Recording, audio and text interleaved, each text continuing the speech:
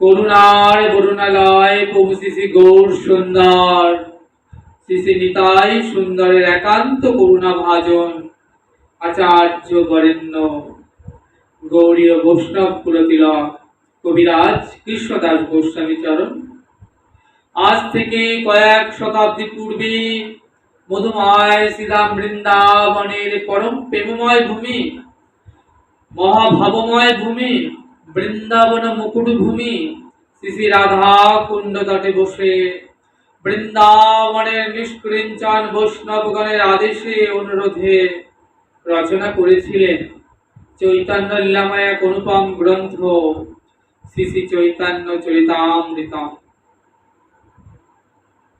আজকে আমাদের আস্বাদনের বিষয় মহাপুরুষ সাথে রূপ সনাতনের মিলন। আমরা পঞ্চতত্ত্বে গাই জয় রূপ সনাতন ভট্ট রঘুনাথ শ্রীজীব গোপাল ভট্ট দাস রঘুনাথ। এই যে রূপ গোস্বামী, এনার বড় ভাই শ্রী সনাতন গোস্বামী। তাহলে যে বড় তার কথা আগে না বলে রূপ গোস্বামীর কথা আগে বললেন কেন? নিয়ম অনুযায়ী সনাতন গোস্বামী তো বড় ভাই, তাহলে বড় ভাইয়ের কথা আগে বলতে হবে, কারণ তিনি তো বড়, তাকে আগে সম্বর্ধন করতে হবে। কিন্তু এখানে বড় ভাই সনাতন গোস্বামীর কথা আগে না বলে ছোট ভাই রূপ গোস্বামীর কথা আগে বললেন কেন? না, তার কারণ হলো জাগতিক জগতের নিয়মটা আর আধ্যাত্মিক জগতের নিয়মটা কিন্তু এক নয় না। জাগতিক জগতের নিয়ম হলো যে বড় ভাই তার কথা আগে বলতে হবে, তাকে আগে সম্মান জানাতে হবে। কিন্তু আধ্যাত্মিক জগতের নিয়মটা বা গৌরীয় ভজন জগতের নিয়মটা কিন্তু জাগতিক জগতের নিয়মের সম্পূর্ণ বিপরীত। বলছেন ছোট ভাই যদি আগে ভজন পথে এসে থাকে, তিনি যদি ভজন পথে আগে এসে অগ্রসর হন, তিনি যদি ভক্তি মার্গের সঙ্গে জুড়ে থাকেন, তাহলে এখানে ছোট ভাইয়ের কথা আগে বলতে হবে, ছোট ভাইয়ের জয় জয়কার আগে করতে হবে। তাই জন্য গৌরীয় বৈষ্ণবগণ বললেন জয় রূপ সনাতন ভট্ট রঘুনাথ শ্রীজীব গোপাল ভট্ট দাস রঘুনাথ। জাগতিক জগতের নিয়ম হলো কেউ যদি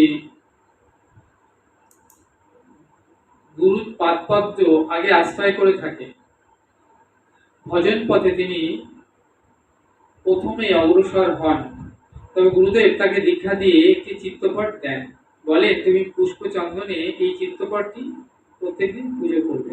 একটা ছোট ছেলে বা মেয়ে কতদিন পিতামাতার হাত ধরে চলে গো? না, যতদিন সে নাবালক থেকে সাবালক না হয়।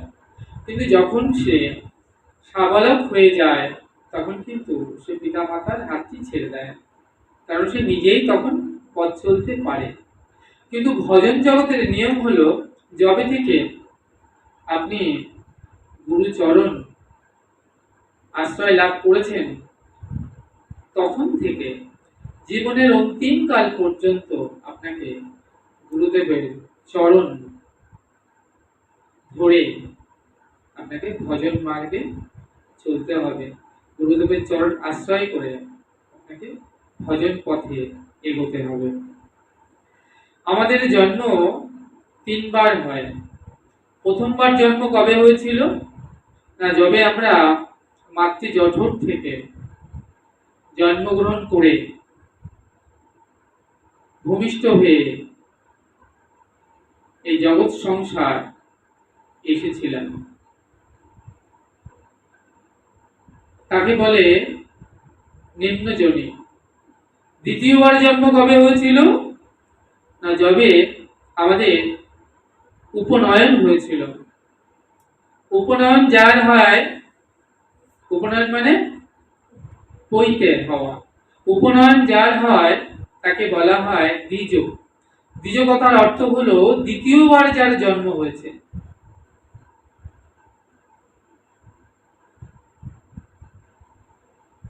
দেখবেন অনেক পাখি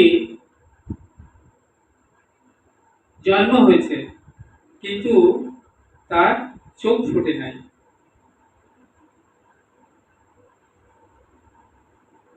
আর ধীরে ধীরে চোখ উন্মেচিত হচ্ছে।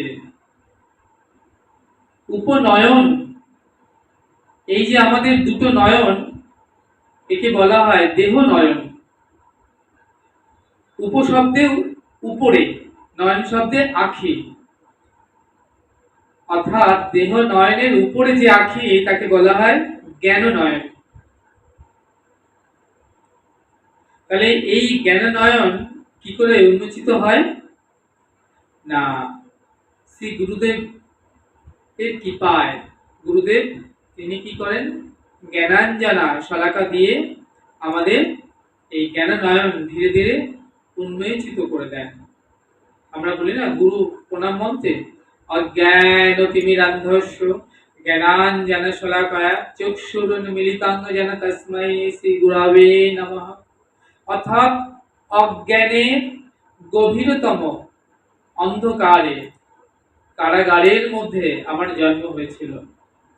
গুরুদেব তিনি জ্ঞানাঞ্জনা শলাকা দিয়ে আমার সেই জ্ঞানচক্ষুকে ধীরে ধীরে উন্মোচিত করে দিলেন, করে জানিয়ে দিলেন আমি কে, এই জগতে কেন এসেছি। এই জগতে কি শুধু আহার নিদ্রা ভয় মৈথুন, অর্থাৎ আহার মানে খিদে লাগলে খাবো, নিদ্রা মানে ঘুমানো, আর ভয় কিছু ছুঁড়ে দিলে ভয় পায়, আর মৈথুন অর্থাৎ বংশ বিস্তার।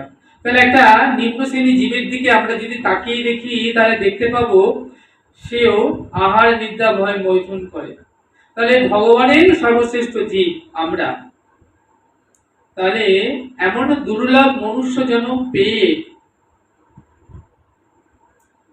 আমরা যদি আহার নিদ্রা ভয় মৈথুনের মধ্যে আমরা মজে রই, তাহলে কি উপায় হবে?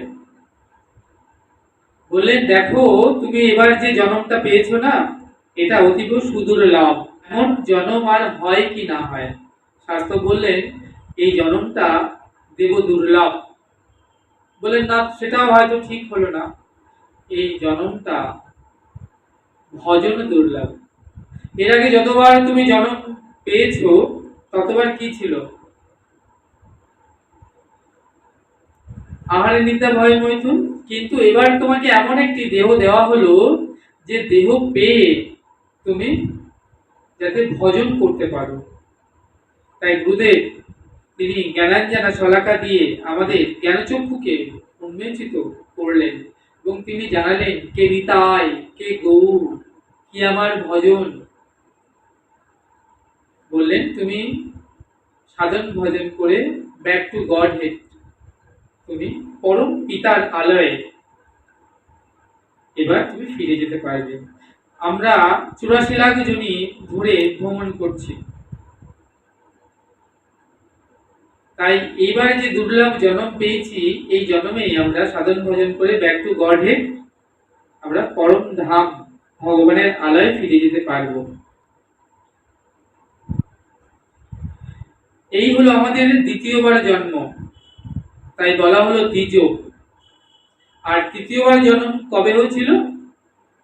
না দীক্ষাকালে শিষ্য করে গুরু চরণে আত্মসমর্পণ, সেই কালে কৃষ্ণ তাকে করে আত্মসমর্পণ।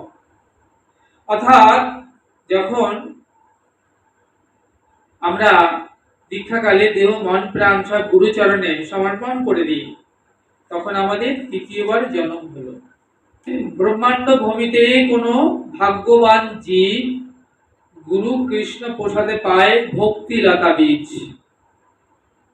তা বলছে যতক্ষণ না তুমি সদ্গুরু চরণ আশ্রয় করবে, ততক্ষণ তোমার সব রকম কার্যকলাপ নিরর্থক হবে। বলছেন যথার্থভাবে যিনি দীক্ষা লাভ করেননি সদ্গুরুর কাছ থেকে, তিনি আবার পশুজনী প্রাপ্ত হতে পারেন। এই প্রসঙ্গে শ্রীল প্রভুপাদ শ্রীমদ্ ভাগবতে একটি শ্লোক থেকে তিনি বলছেন যে এখানে ঋষি প্রবুদ্ধ মহারাজ নেমিকে বলছেন, হে রাজন, আপনি নিশ্চিত ভাবে জেনে রাখুন যে মানুষ সদ্গুরুর চরণ আশ্রয় করেনি, তিনি আগামীতে পশুজনী প্রাপ্ত হতে পারেন। তাহলে সদ্গুরুর চরণ আশ্রয় একান্ত ভাবে আমাদের অবশ্য কর্তব্য। আপনি গুরুকরণ করেছেন, গুরুদেব আসছে, ভালো মন্দ খাচ্ছে, যাচ্ছে, বেশ চলে যাচ্ছে, কিন্তু আপনাকে ভজন দান করছেন না। যে আপনি কেন এলেন এই জড়জগতে, জড়জগৎ অর্থাৎ জড় মানে মৃত্যুময় জগতে, তাহলে কি করে আপনি এই জড়ময় জগৎ থেকে উদ্ধার পাবেন? অর্থাৎ জড় জগতে, মৃত্যুময় জগতে জন্ম আছে, মৃত্যু আছে, জরা আছে, ব্যাধি আছে, রোগ আছে, শোক আছে, অনন্ত দুঃখ, অনন্ত কষ্ট, অনন্ত যাতনায় ভরা এই জগৎ কারাগার সম। তাহলে এহেন কারাগারে থেকে কি কেউ সুখী হতে পারে? কখনোই তো সুখী হতে পারে না। তাই একজন সদ্গুরু চরণ আশ্রয় করলে সদ্গুরু আপনাকে উপদেশ দান করবে কি করে আপনি সাধন ভজন করে ব্যাক টু গড হেড, আপনি পরম ধাম গুলোকে, ভগবানের ধামে আলয়ে ফিরে যেতে পারেন।